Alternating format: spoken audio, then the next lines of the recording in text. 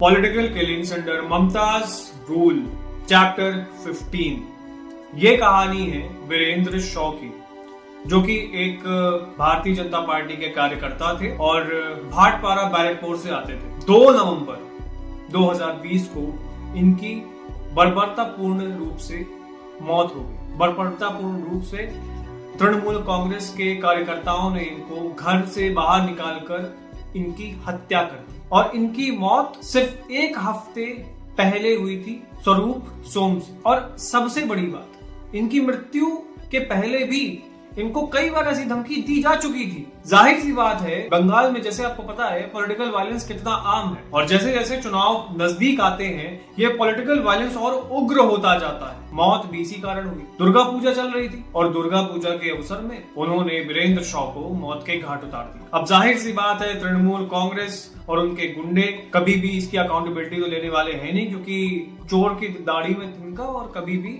खुद वो एक्सेप्ट नहीं करने वाले कि हम ही ने उसको मारा है पॉलिटिकल वेंडेटा के अंदर। ये भी एक उन्हीं में से कहानी है जिसमें सैकड़ों कार्यकर्ताओं का लेख है और किस तरीके से ये प्री पोल वायलेंस 2021 के बंगाल चुनाव में पूरा परिदृश्य बदल दिया। राजनीतिक परिदृश्य, पूरा राजनीतिक परिदृश्य बदल गया और किस तरीके से ममता बनर्जी बाय फोर्स वो इलेक्शन जीती। और उनका तो खैर इतिहास रहा ही है, किस तरीके से पंचायत में हजारों सीट्स अनकंटेस्टेड जाती हैं और किस तरीके से वहां पर सिर्फ एक ही पार्टी का नेता खड़ा होता है और वो जीतता है। Mamata Banerjee is the real threat to democracy. लोकतंत्र का सबसे बड़ा अगर हत्यारा है कोई तो वो ममता बनर्जी है।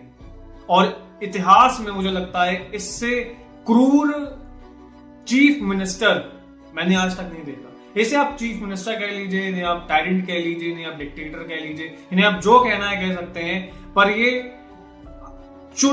एक लोकतांत्रिक देश की मुख्यमंत्री तो नहीं हो सकती, क्योंकि बंगाल में लोकतंत्र तो नहीं है। और ये सवाल ममता बनर्जी से बनता है कि जितने भी ये पॉलिटिकल किलिंग्स हुई हैं, इसका जवाब है आपके पास।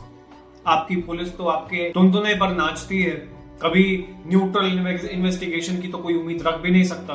और न्यूट्रल इन्वेस्टिगेशन हो किसके लिए? एक बीजेपी के वर्कर के लिए, जो कि एक नाली के कीड़े जैसा है तृणमूल कांग्रेस की नजर में। तो समय सबका आता है और ममता बनर्जी का भी समय नजदीक है। ज्यादा दिन तक ये राजशाही चलने वाली नहीं है और सवाल अंत तक पूछे जाएंगे ममता बनर्जी से।